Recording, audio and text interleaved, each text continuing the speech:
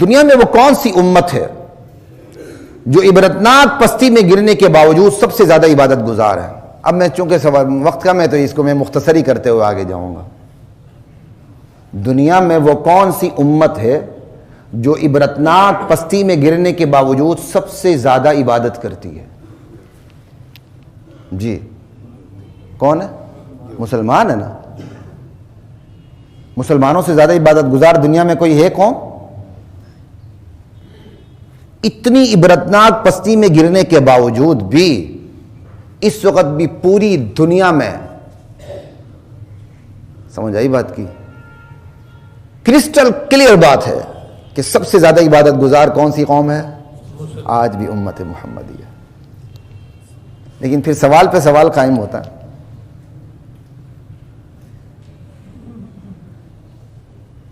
اتنی عبرتناک پستی میں گرنے کے باوجود سب سے عبادت گزار قوم مسلمان ہے. دنیا کی وہ کون سی قوم ہے جو عبادت گزار ہونے کے باوجود دنیا کی صفوں میں سب سے آخر میں ہے؟ کون ہے جی؟ دیکھو، یعنی اتنی عبادت گزار، سب سے زیادہ عبادت گزار ہے، اس کے باوجود دنیا کی صفوں میں سب سے پستی پہ کون ہے؟ مسلمان.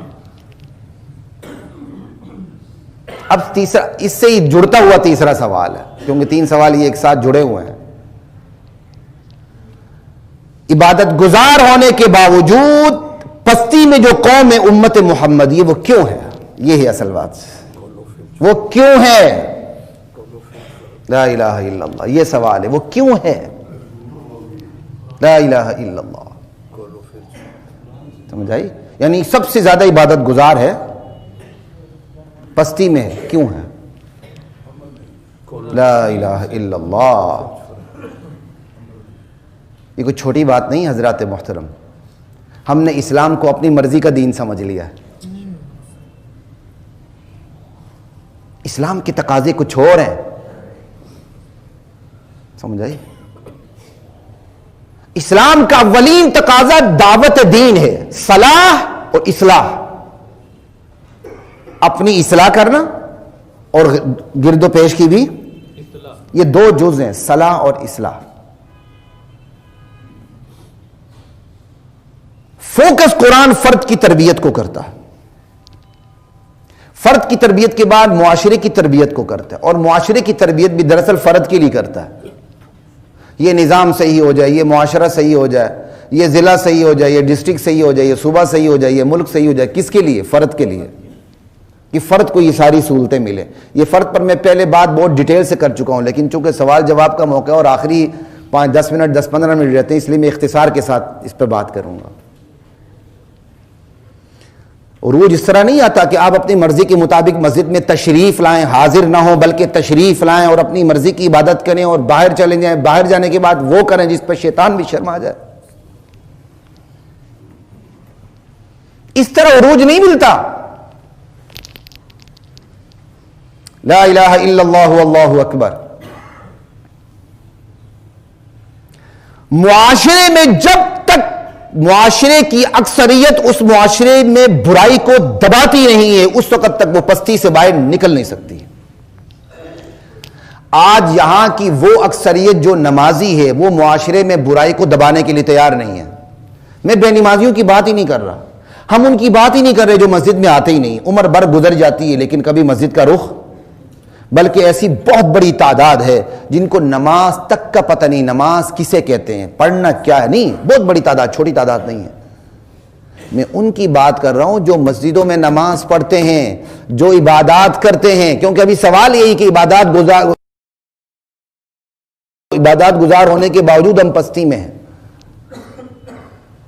جب تک عبادت گزار قوم بھی اٹھنے والی برائی کا سر کچلتی نہیں ہے، وہ خود پستی سے باہر نہیں نکل سکتی.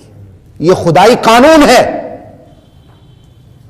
معاشرہ 100% نمازی بن جائے، تہجد گزار بن جائے، فجر کی نماز با جماعت پڑھے، لیکن وہ معاشرہ اپنے معاشرے کے اندر اٹھنے والی برائیوں کو دباتا نہیں، تو خدا کی قسم اللہ اس کی گردن پکڑے گا. اللہ کو اس کے نماز روزے کی کوئی حاجت نہیں. آپ نے آسان سمجھا؟ نبی کریم صلی اللہ علیہ وسلم کی حدیث ہے کہ اللہ نے جبریل امین سے کہا جاؤ جبریل فلاں بستی کو جا کے الٹا دو. جبریل امین نے کہا یا اللہ بالکل ٹھیک. یا اللہ اس بستی میں تیرا ایک بندہ بھی ہے جس نے پلک جھپک میں بھی تیری کبھی نافرمانی نہیں کی. کہا اس بستی کو اس پر بھی الٹا دو کہ میری اس بستی پہ میری نافرمانی ہوتی رہی لیکن میرے اس بندے کے ماتھے پر کبھی شکن تک نہیں آئی. آپ نے آسان سمجھا؟ سمجھتے ہیں 5 وقت نماز پڑھ لی اللہ پہ احسان کر لیا. انا للہ و انا الیہ راجعون. معاشرہ 100% تہجد گزار بن جائے, اشراق پڑھے, چاش پڑھے, باجماعت نماز پڑھے, روزے رکھے, حاجی نمازی بن جائے, لیکن وہ معاشرہ اپنے معاشرے کے اندر اٹھنے والی بدکاریوں کو, زناکاریوں کو, بے حیائی کو, ویلنٹائن ڈیز کو اور ماں بہنوں کے جو اخلاق کے جنازے نہیں کر رہے ہیں ان کو روکتا نہیں ہے, تو وہ معاشرہ اللہ کے ہاں بدترین معاشرہ کہلاتا ہے. اس کے عروج پہ آنے کے, اس کے زوال کے دن ختم ہونے کی کوئی صورت نہیں ہوتی الا یہ کہ وہ واپس آ جائے. آسان سمجھے؟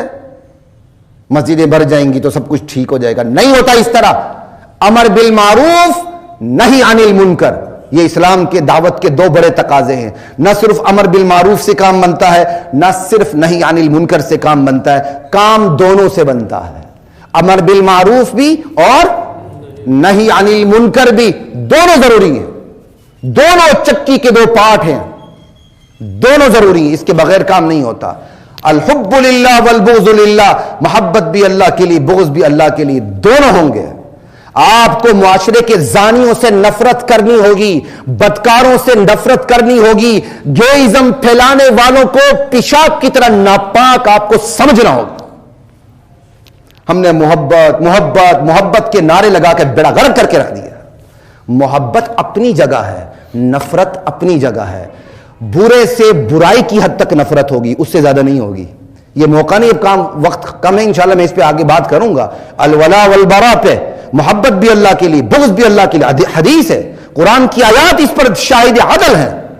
انشاءاللہ میں اس موضوع پر بھی پوری ایک نشست مستقل اسی کے لیے رکھوں گا. ہمارے عوام تو چھوڑے, بڑے بڑے علماء کو یہ غلط فہمی پھیلی ہوئی ہے. نہ جی نہ, نفرت کسی سے نہ کریں. کیوں نہ کریں بھائی؟ نفرت کسی سے نہیں ہے تو آپ قاتل کو پھانسی کی سزا کیوں دیتے ہیں؟ آپ چور کو سزا کیوں دیتے ہیں؟ آپ ڈکیت کو سزا کیوں دیتے ہیں؟ اسلام میں تو جلاوطنی تک کی سزائیں ہیں, سنسار تک کی سزائیں ہیں, کوڑوں کی سزائیں. کیوں ہیں؟ محبت کرتے ہوئے, آئی لو یو کہتے ہوئے.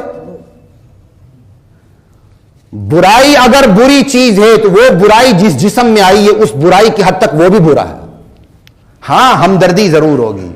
محبت اور چیز ہے, ہمدردی اور چیز ہے. قاتل کو آپ کیا کہتے ہیں؟ قاتل سے آپ نفرت نہیں کریں گے.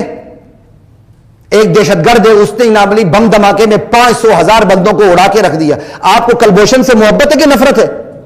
تو پھر غلط بات نہ کیا کریں. محبت اپنی جگہ ہے, نفرت کا موقع محل اپنی جگہ ہے. پھر آپ سوال کریں گے ہم تبلیغ کیسے کریں؟ تبلیغ اسی طرح کریں جس طرح نبیوں نے نفرت رکھتے ہوئے کی. آپ کیوں نہیں کر سکتے؟ اور یہ باقاعدہ بات ہے. اللہ کے لیے جس سے آپ نفرت کرتے ہیں نا, اس کی ہدایت کے متعلق آپ کے اندر ہمدردی کے جذبات پیدا ہو جاتے ہیں. ابراہیم علیہ السلام کو دیکھ لیں, جس قوم نے ان کو آگ میں ڈالا, اسی قوم کے بارے میں وہ کیا کہہ رہے ہیں؟ انا براء منکم ومما تعبدون من دون اللہ کفرنا بکم وبدا بیننا وبینکم العداوۃ والبغضاء. ہمارے تمہارے درمیان عداوت, بغض, دشمنی آ چکی ہے. اس کے باوجود کیا کہہ رہے ہیں؟ حتی تؤمنوا باللہ وحدہ, البتہ اللہ پہ ایمان لے آؤ, میری دعوت پہ لبیک کہہ دو تو یہ ساری دشمنیاں ختم ہو جائیں گی. ہم نے اپنی طرف سے ایک لاجیکل کویسچن کر کے مطمئن ہو جاتے ہیں, نہیں جی پھر تبلیغ کیسے کریں گے؟ ہوتی ہے تبلیغ. آپ کے بیڈ روم کے اندر اگر انسانی گندگی پڑی ہو, انسانی گندگی اس لیے کہ جانور کی گندگی اتنی غلیظ نہیں ہوتی جتنی انسان کی گندگی غلیظ ہوتی ہے. یہ قربانی کے بکرے تو ڈرائنگ روم میں بھی آ کر اپنی میگنیاں چھوڑ جاتے ہیں, کتنی محبت کرتے ہیں. لیکن اگر کوئی بندہ میگنی چھوڑ دے, انسان کی گندگی زیادہ غلیظ ہوتی ہے. لیکن اگر آپ کے بیڈ روم میں انسانی غلیظ گندگی پڑی ہوئی ہے تو آپ کو نفرت نہیں ہو رہی ہوتی ہے, گھن نہیں آ رہی ہوتی ہے. لیکن اس نفرت اور گھن کا تقاضا کیا ہوتا ہے؟ یہ نہیں کہ آپ اس کو پڑا رہنے دیں, اس کا تقاضا یہ ہوتا ہے کہ آپ اس کو صاف کر دیں. بالکل ایک برائی برے انسان کے اندر پنپ چکی ہے, اس کی حد تک اس سے نفرت ہے. اب اس نفرت کا تقاضا یہ کہ اس برائی کو آپ اس کے اندر سے ختم کرنے کی کوشش کریں. یہ میں بار بار آپ سے کہتا ہوں کیونکہ یہ ایک ایسا سوال ہے کہ اس میں اچھے خاصے اہل علم بھی پھنسے ہوتے ہیں. پھنسے نہیں ہوتے, خود سے پھنسے ہوتے ہیں, کیونکہ بڑا آسان کام ہوتا ہے محبت محبت محبت کے نعرے لگانا. معاشرے کی دکھتی رگ پہ ہاتھ رکھنا دنیا کا سب سے مشکل ترین کام ہے. محبت محبت کر کے ہر ایک کو, کافروں کو بھی, زندیقوں کو بھی, مرتدوں کو بھی, مسلمانوں کو بھی مکس کر کے کیا کہتے ہیں کھچڑی تیار کرنا, اللہ نے کوئی اچار پوڑنا ہے جنت کا, یہ کہنا بڑا آسان کام ہے. اچار اللہ نہیں ڈالتا, آپ نے اچار ڈال دیا ہے. آپ نے کافروں, زندیقوں اور مرتدوں کو اکٹھا کر دیا ہے. انبیاء کا مقصد ہی کفر اور اسلام کے اندر حد فاصل قائم کرنا ہے. آسمانی کتابوں کا مقصد ہی کفر اور نفاق اور سچ اور جھوٹ کو الگ الگ کرنا ہے. آپ کہتے ہیں اچار پونا, اچار آپ ڈالتے, اللہ نہیں ڈالتا اس طرح. لا الہ الا اللہ. تو حضرات محترم 100% آپ نمازی ہو جائیں, معاشرے کے اندر اٹھنے والی برائی کو اگر وہ معاشرہ ختم کرنے کی کوشش نہیں کرتا, اللہ اس معاشرے کو پستی میں ڈال دیتا ہے, چاہے وہ معاشرہ تہجد گزار ہی کیوں نہ ہو. یہ وہ اسلام کی اصل چیز جس سے ہم شعوری طور پر یا لاشعوری طور پر بے خبر ہیں. ہم اس طرف آنا ہی نہیں چاہتے, کیوں؟ ادھر قربانی دینی پڑتی ہے. یہ خاموش اکثریت گناہوں کی ذمہ دار ہے. یہ والدین اپنی اولاد کی تربیت نہ کرنے کی ذمہ دار ہیں. یہ اساتذہ اپنے شاگردوں کی تربیت نہ کرنے کی ذمہ دار ہیں. یہ ہماری درسگاہیں قوم کی نسلوں کو تباہ کرنے کی ذمہ دار ہیں.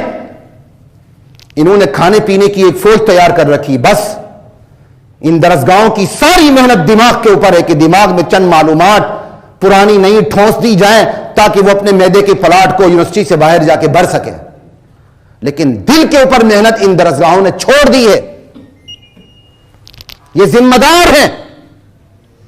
آج ہماری درسگاہوں کے اندر کیا کچھ نہیں ہوتا. 7-8 سال تو میں اس تعلیمی نظام کو خود قریب سے دیکھ چکا ہوں. پڑھاتے ہوئے پڑھتے ہوئے تو زندگی گزر گئی. اس مخلوط معاشرے میں بھی پڑھا ہے اور ایک اچھے معاشرے میں بھی پڑھا ہے. گاٹ گاٹ کا پانی پیا الحمدللہ. اس لیے بات کو اچھی طرح سمجھتی ہیں. اللہ کا بہت احسان ہے. اگر مدرسے کی چٹائیوں پہ پڑھا ہے تو یونیورسٹیوں کی کرسیوں پر بیٹھ کے اس کے نظام, شیطانی نظام کو اندر سے بھی دیکھا ہے. لا الہ الا اللہ واللہ اکبر. آج ہم سب مل کے اس معاشرے کو تباہ کر رہے ہیں. بڑا چھوٹے کو تباہ کر رہا ہے, چھوٹا بڑے کو تباہ کر رہا ہے. والدین اپنی اولاد کو تباہ کر رہے ہیں, اساتذہ اپنے شاگردوں کو تباہ کر رہے ہیں, درسگاہ اپنے طلبہ کو تباہ کر رہا ہے, مولوی اپنے مقتدیوں کو تباہ و برباد کر رہا ہے, وکیل اپنے موکلوں کو تباہ و برباد کر رہا ہے.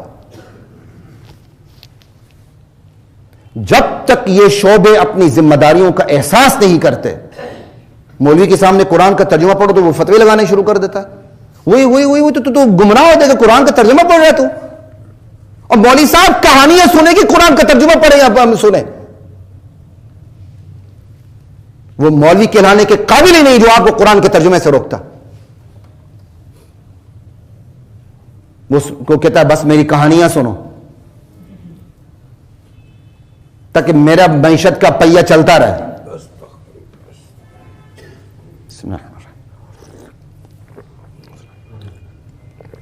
ہم سمجھتے ہیں تبدیلی آئے گی. ایسا نہیں ہوتا حضرات محترم.